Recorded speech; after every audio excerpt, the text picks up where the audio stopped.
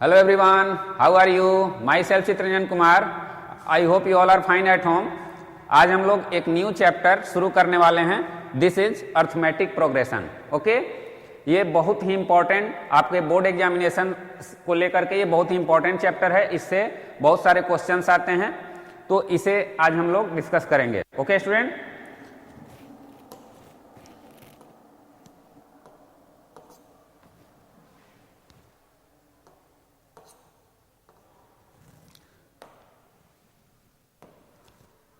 सबसे पहले arithmetic progression होता क्या है.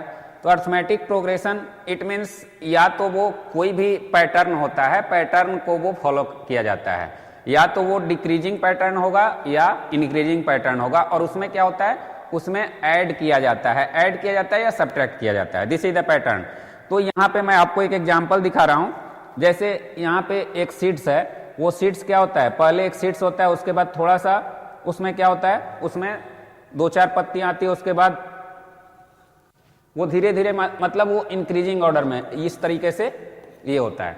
तो इसी सीक्वेंस में लगभग जो हमारे नंबर्स होते हैं वो. और सिमिलरली यहाँ भी ये डिक्रीजिंग यानी इसी को अगर इस शेप में देखा जाए तो यानी यहाँ पे आपको increasing order, decreasing order on the basis of subtraction and addition. ठीक है, उसी के आधार पे अर्थमेटिक प्रोग्रेशन को हम लोग रिलेट करते हैं. क्लियर है? तो इसे डिटेल्स में हम लोग डिस्कस करते हैं. In mathematics there are 3 different types of progression. They are 3 तरह के प्रोग्रेशन होते हैं. Progression they are arithmetic progression, एपीजी से रिलेट करते हैं. ज्योमेट्रिक प्रोग्रेशन जिसे हम लोग जीपी से रिलेट करते हैं. हार्मोनिक प्रोग्रेशन जिसे हम लोग एचपी से रिलेट करते हैं. ओके, हम लोगों को आज जो डिस्कस करना है स्टूडेंट, वो डिस्कशन एपी पे करना है. क्लियर है? आप लोगों को यही पढ़ना है. तो अर्थमेटिक प्रोग्रेशन आखिर होता क्या है? तो a progression is a special type of sequence for which it is possible to obtain a formula for the nth term. Clear है? यानी कि वैसा progression, special type of sequence, ठीक है, जिसमें स्पेशल टाइप ऑफ सीक्वेंस होता है. Sequence का मतलब एक पैटर्न इस तरीके का जिसमें कोई मतलब उस पैटर्न को फॉलो करते हैं, तो वो सीक्वेंस बोला जाता है. Possible to obtain a formula for the nth term. The arithmetic progression is the most commonly used sequence in the math with easy to understand formula. Clear है? यानी एक सीक्वेंस के थ्रू किसी भी पैटर्न को फॉलो किया जाता है जिसमें हम लोग मैथ में इजी तरीके से अंडरस्टैंड करने के लिए फॉर्मूला बनाते हैं. क्लियर है? तो उसी प्रोग्रेशन को हम लोगों को आज डिस्कस करना है. उस फॉर्मूले को कैसे होता है. अब जैसे अर्लियर क्लास में आप लोगों ने कुछ पैटर्न पढ़ा था 7, 8 में, 9 में, तो उसमें पैटर्न के थ्रू आपको क्या you might have come across various pattern of number like 1, 3, 5, 7, 9. अब इस पैटर्न में आपको क्या देखने को मिल रहा है? तो इस पैटर्न में स्टूडेंट आपको यहाँ पे डिफरेंस ही देखने को मिल रहा है. क्लियर है? डिफरेंस क्या देखने को मिल रहा है? तो यहां पे स्टूडेंट सब में क्या है, ये एक इवन नंबर का पैटर्न आप मान सकते हो. इवन नंबर का पैटर्न, सॉरी ऑड नंबर का पैटर्न मान सकते हो. तो ऑड नंबर का ये पैटर्न है.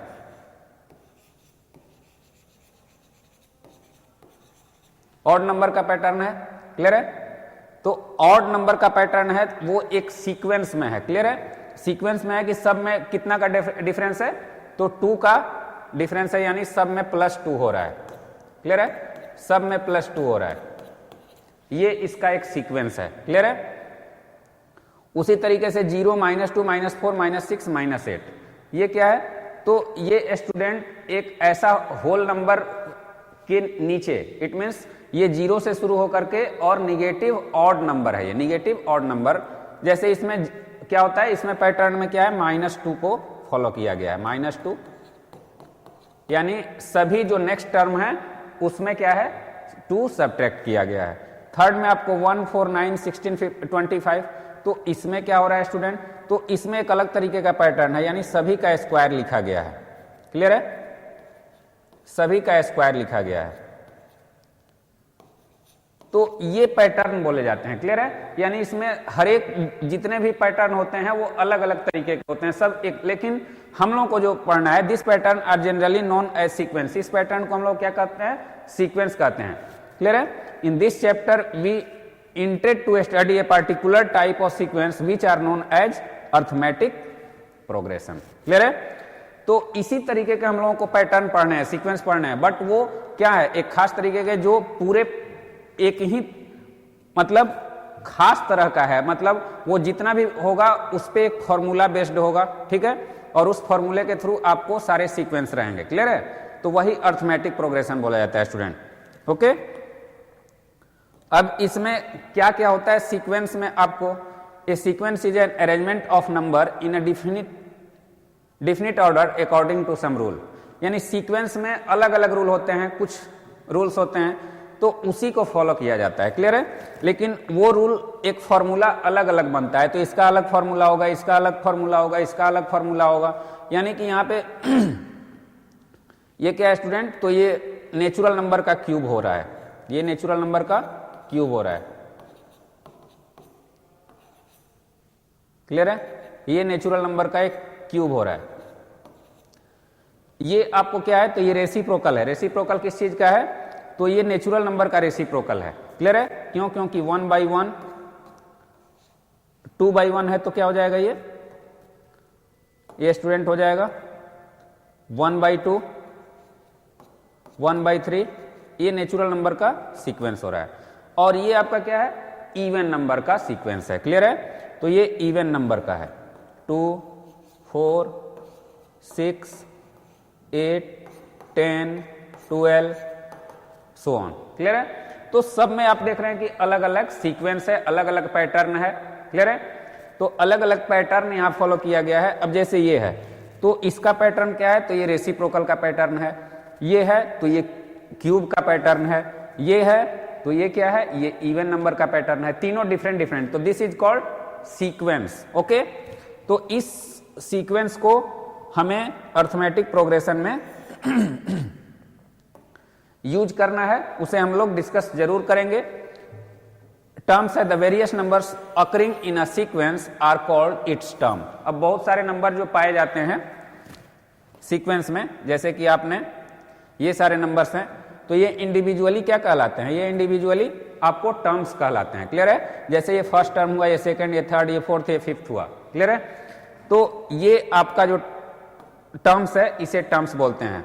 We denote the term of a sequence by A1 A2 B1 A1 A2 A3 etcetera और X1 X2 X3। इसे आप स्टूडेंट सब स्क्रिप्ट में लिख सकते हैं, उसी तरीके से लिखा जाता है। एंड A3 इसे भी सब स्क्रिप्ट में लिखा जाता है। क्लियर है? तो ये है आपको इसे टर्म से डिनोट किया जाता है। नहीं, ये फर्स्ट टर्म हुआ, सेकंड हुआ, थर्ड हुआ, इस तरीके से इसे डिनोट करते हैं। ओके स्टूडेंट, तो this is the term of sequences. Clear है? ये सीक्वेंस के टर्म होते हैं। In general the numbers at the nth place is called the nth term of the sequence and it's denoted by an। इसे आप ऐसे denote कर सकते हैं, ये भी सबस्क्रिप्ट में होता है, ये इसके साथ में नहीं होता है, ये थोड़ा सा बिलो होता है। क्लियर है? तो अब स्टूडेंट ये क्या कर रहा है, इसे आप ध्यान से समझिए। The numbers at the nth place.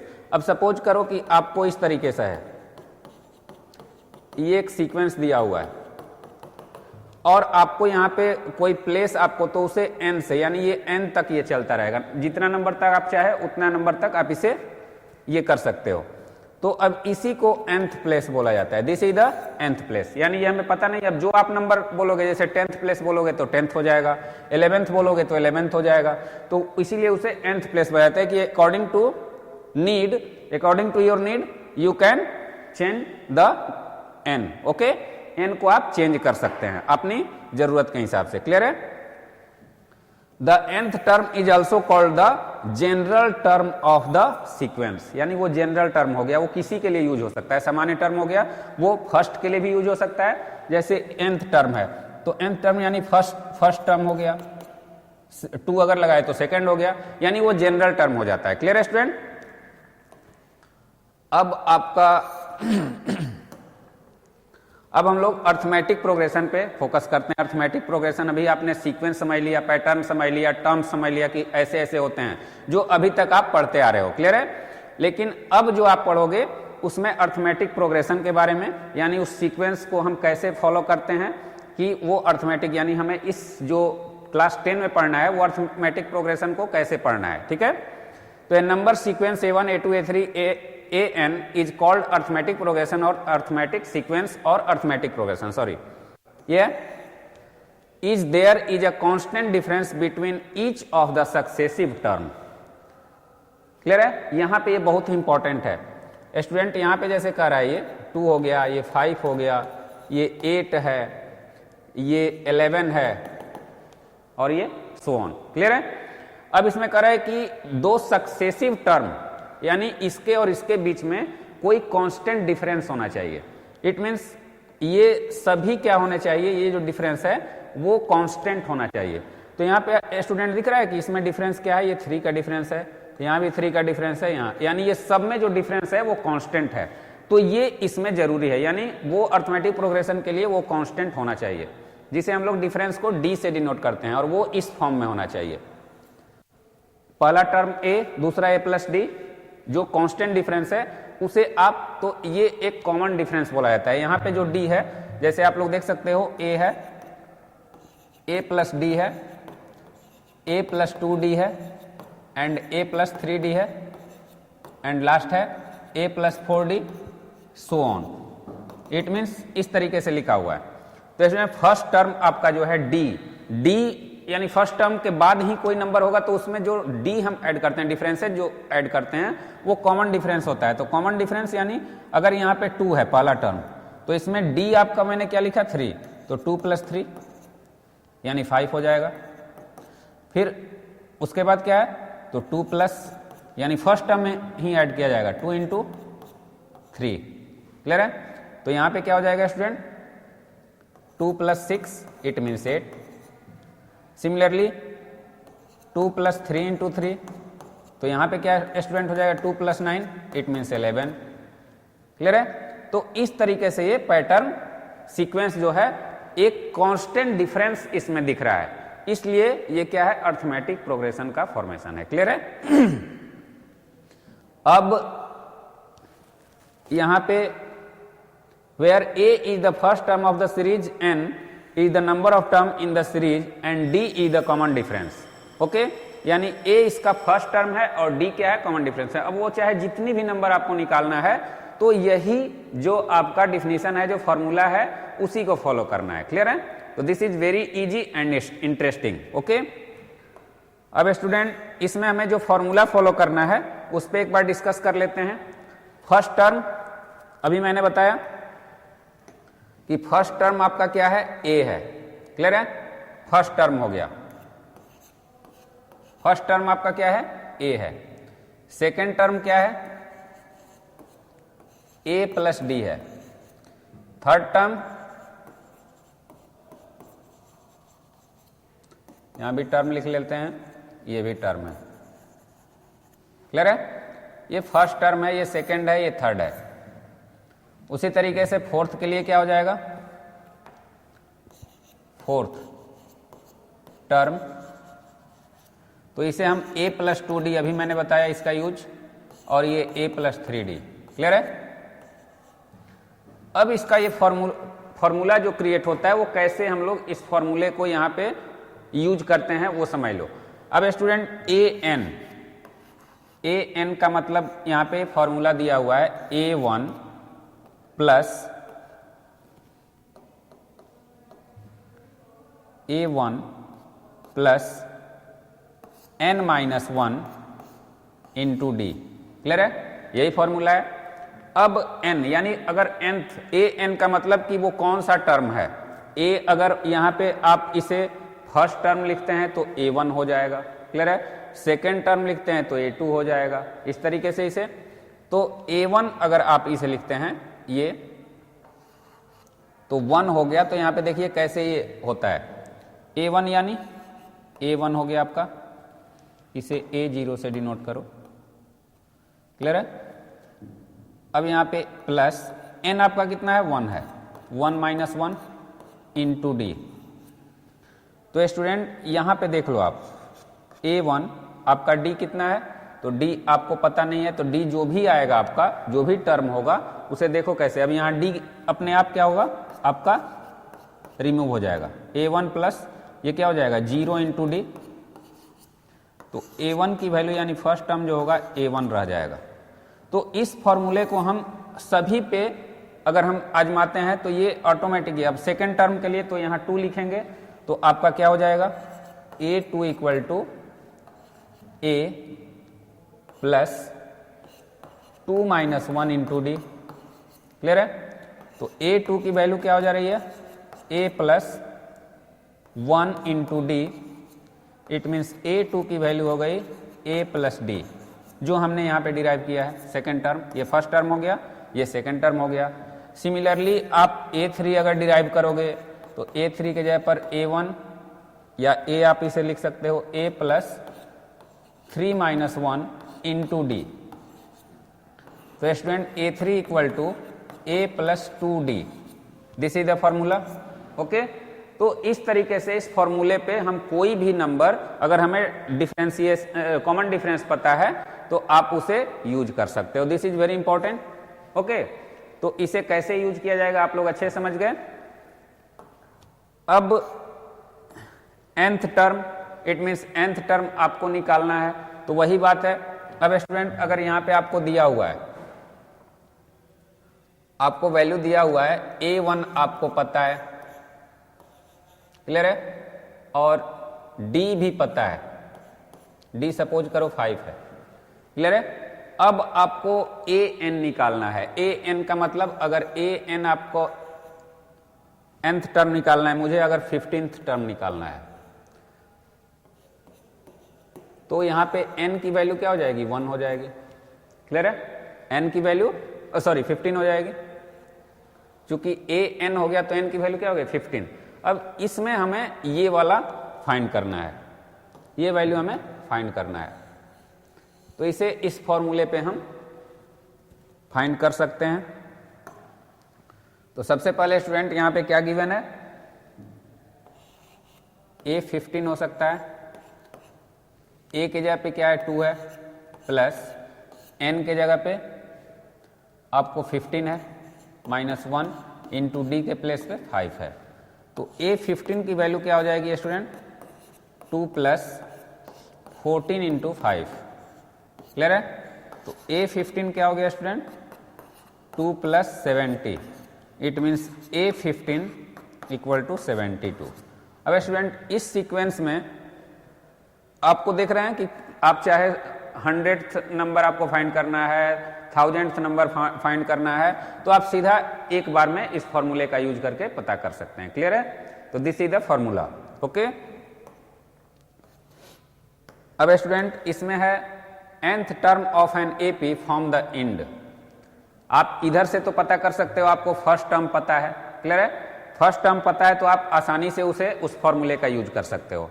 But अगर लास्ट टर्म आपको दिया हो और उसके बाद आपको उसके मतलब एंड के तरफ से आपको कोई नंबर अगर फाइंड करना हो तो उसके लिए भी फॉर्मूला होता है।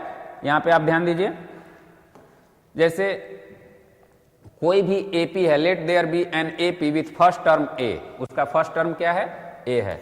ओके, फर्स्ट टर्म आपका क्या है, A है, और कॉमन डिफरेंस क्या है, कॉमन डिफरेंस D है। क्लियर है? If there are M term in the AP, यानी AP में टोटल कितने टर्म हैं, total number of term, total number of term equal to M। Clear है? अब इस फॉर्मूले को, तो टोटल नंबर ऑफ टर्म अगर आपको पता है तो लास्ट वाला टर्म ऑटोमेटिक पता होगा, जितना उसमें नंबर होगा वो लास्ट वाला टर्म हो, लास्ट वाला उतना नंबर टर्म होगा। तो उसे हमने क्या ले लिया, M ले लिया, यानी M नंबर का वो टर्म है। जैसे 10 है तो 10 नंबर का, 11 है तो 11वां टर्म हो गया। तो इस तरीके से उसे आप, तो nth term from the and, तो इसके लिए क्या है, जैसे मान लो कि अभी मैं आपको एक एग्जांपल दे रहा हूं, 1 2 3 4 5 6 7 8 9 10, क्लियर है। तो इसमें स्टूडेंट आपका टेंथ टर्म क्या है, 10 है, तो m का वैल्यू क्या हो गया, 10 हो गया, और टोटल नंबर कितना है, 10 है, ओके। और आपका a क्या है, 1 है, यही इसमें हमें पता चला। तो ये मान लीजिए कि आपको इस तरीके का दिया हुआ है। अब अगर ये 10 दिया हुआ है तो आपको आसानी से बिना किसी फॉर्मूले के आप निकाल सकते हो, लेकिन अगर 1000 नंबर्स दिए हुए हैं, 1000 आपका ये A1 टर्म्स दिए हुए हों, उसमें से लास्ट वाला दे दे और पूछे कि आपको 541 टर्म क्या होगा, तो उसके लिए ये फॉर्मूला है, क्लियर है। यानी जो मतलब जो बड़े सीक्वेंसेज होते हैं, जो बड़े टर्म्स होते हैं, बहुत सारे टर्म्स वाले होते हैं, छोटे के लिए तो आप इसे आसानी से कर सकते हो। तो इसी पे आप लोग समझ लीजिए, यहाँ जैसे आपको इसी पैटर्न को अगर हमें समझना है तो इसे आप इस तरीके से कर सकते हो। आपको फर्स्ट टर्म दिया हुआ है, जैसे ये 2 हो गया, 4 हो गया, 6 हो गया, 8 हो गया, डॉट डॉट करके ये 200 हो गया, क्लियर है। तो आपको लास्ट टर्म पता है, यानी m पता है 200, n पता है, ये भी 200, यहाँ पे आपका क्या है, टोटल नंबर,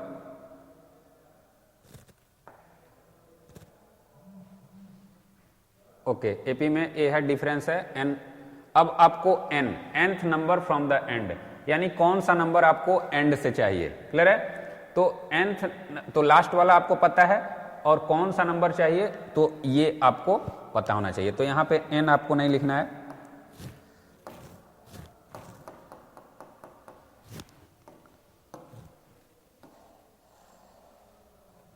क्लियर है।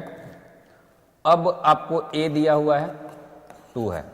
अब इस फॉर्मूले का यूज कीजिए स्टूडेंट, m क्या है आपका 200, n आपको कौन सा नंबर चाहिए, nth यानी 20th नंबर चाहिए, 20th टर्म्स चाहिए। तो 200 माइनस 20 प्लस 1।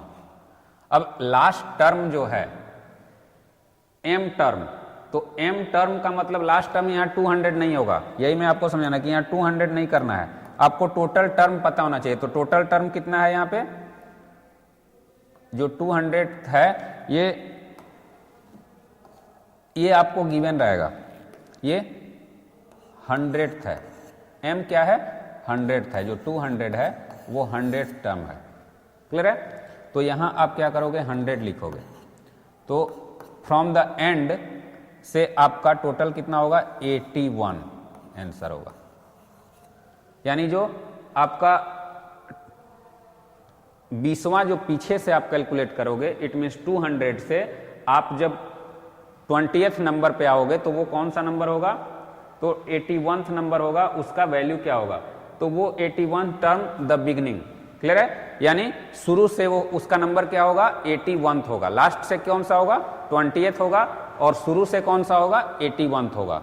तो 20वां टर्म अगर एंड से निकालना है तो उसमें से सीधा इसका आप लोग समझ लीजिए कि जितना टर्म आपको निकालना है एंड से उसको घटा के उसमें 1 ऐड कर देना है, क्लियर है। जैसे 100 टर्म था, उसमें से आपने 20 सब्ट्रैक्ट किया और उसमें 1 ऐड कर दिया, 81। उसी तरह से अगर 10 होगा, आपको 5th चाहिए तो 5 घटा के 1 ऐड कर दो, 6th हो जाएगा, क्लियर है। तो इस तरीके से इसे फाइंड किया जाता है। इसमें और एक फॉर्मूला है, इसे आप यूज कर सकते हो, a plus m minus n plus 1 minus 1 into D. D आपको गिवन रहेगा तो ये फॉर्मूला आप यूज कर सकते हो, क्लियर है। अगर आपको n term from the and तो ये भी फॉर्मूला, अगर a आपको दिया रहेगा तो उस तरीके से आप निकाल सकते हो। तो ये डिफरेंट फॉर्मूले हैं, इसे आप लोगों के बुक में भी गिवन है, इसे आप लोग अच्छे से समझ लीजिएगा ये सभी फॉर्मूले का। और हमें जो फॉर्मूला यूज करना है ये है आपका nth term from the and, तो लास्ट टर्म आपका दिया रहेगा, तो l, अब वो टर्म जैसे 200 यहां पे था, वही मैं आपको बता रहा था, जैसे यहां पे 200 है माइनस n, अब टोटल नंबर आपका निकल गया कितना है, nth term from the and, तो nth टर्म यानी 81 माइनस, अब ये क्या है 1, क्लियर है, और इनटू कितना हो जाएगा, डी कितना है 2। अब स्टूडेंट 200 माइनस 80 इंटू 2, क्लियर है। अब इसमें से आपका क्या होगा, तो ये एंड से ध्यान दीजिएगा, ये 81 यहाँ पे माइनस है, दोनों माइनस है, तो ये माइनस माइनस 81 आपका क्या होगा, ये सब्ट्रैक्ट हो जाएगा, क्लियर है। तो d का मतलब क्या है 2 है, तो अब यहाँ पे 200 माइनस 160 इट मीन्स 40।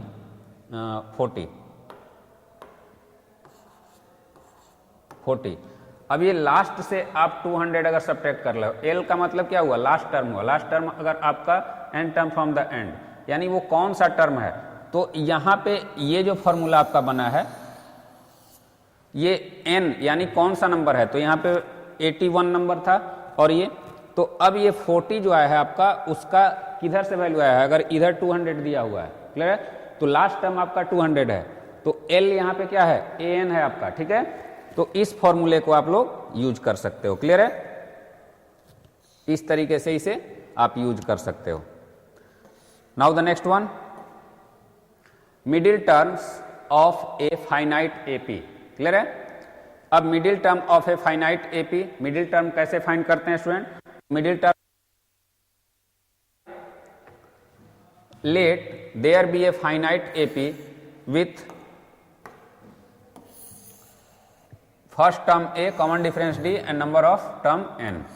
तो अगर आपको मिडिल टर्म फाइंड करना है स्टूडेंट, मान लो कि टोटल नंबर ऑफ यहाँ पे 1 से शुरू किया, 2 3 4 5, और आपको यहाँ पे टोटल 100 दिया हुआ है, ये 100 दे दिया गया है, ठीक है।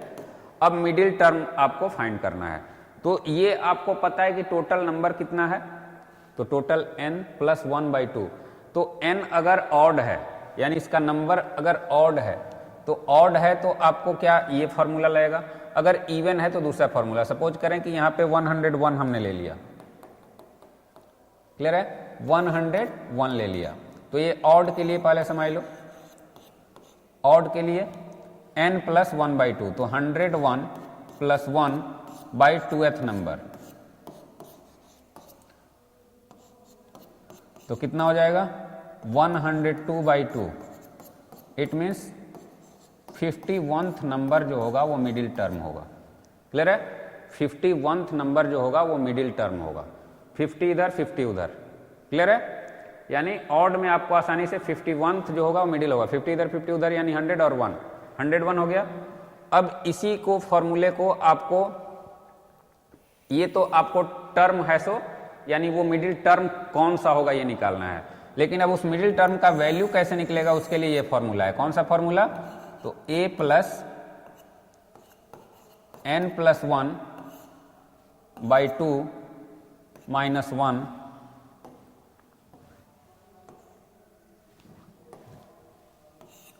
माइनस 1 डी, इस फॉर्मूले का यूज करके आप उस टर्म का वैल्यू निकाल सकते हैं, क्लियर है। यानी term the middle term and is given by a आपको पता है, एन यानी वो कौन सा टर्म है ये पता है, और उसके थ्रू आप ऐसे निकाल सकते हो, क्लियर है स्टूडेंट।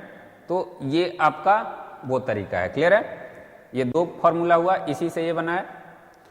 अब अगर इवन हो स्टूडेंट, तो इवन के लिए सीधा सा है कि आपको टोटल नंबर, अगर वहां पे हम इस तरीके से ले लें,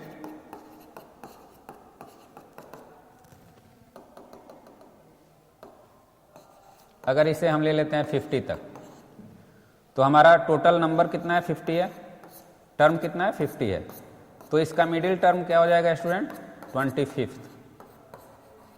25th यहाँ पे मिडिल हो जाएगा। तो इवन के लिए देन एंड एक और होता है, ये भी हो सकता है, ये भी हो सकता है। अब ये दोनों को, तो ये आपका हो गया and n plus 1, n/2 plus 1, clear है। तो इसे हम क्या लिखेंगे 50/2 प्लस 1, इट मीन्स 26th हो गया, क्लियर है। तो अब इसको हमें उसके लिए इस फॉर्मूले को फॉलो करना है, क्लियर है स्टूडेंट। तो ये दो फॉर्मूला है, ऑड टर्म फाइंड करने के लिए और इवन टर्म फाइंड करने के लिए। ओके, अब स्टूडेंट इसमें sum to n term of an AP, यानी अब आपको टर्म फाइंड करना था, वो आपने कर लिया, कौन सा टर्म क्या होगा।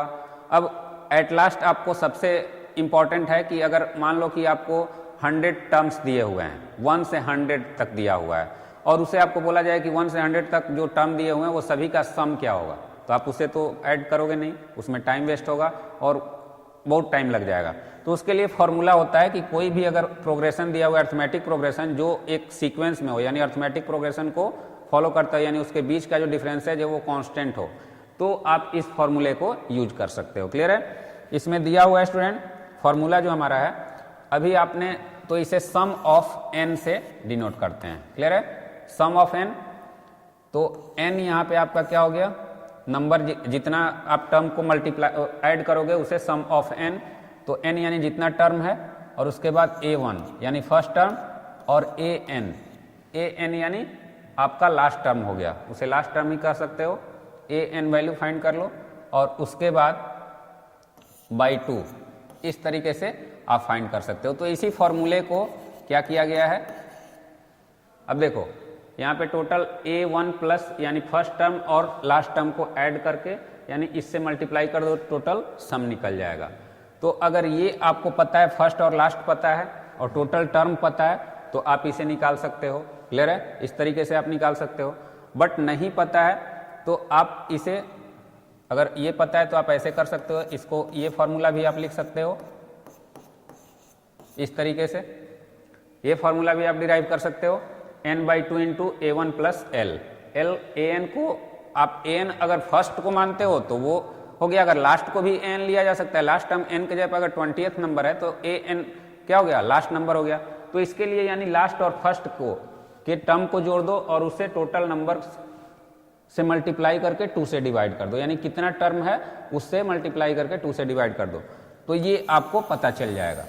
लेकिन अगर आपको पता नहीं है, लास्ट टर्म नहीं पता है, तो इसके लिए आपको ये फॉर्मूला यहाँ पे अप्लाई करना पड़ेगा। आपको लास्ट टर्म नहीं दिया हुआ है तो आपको ये टर्म, ये फॉर्मूला उसी के लिए यहाँ पे फाइंड कर सकते हो। तो an के लिए फॉर्मूला क्या था, an के लिए हमारा फॉर्मूला था a plus n-1 into D.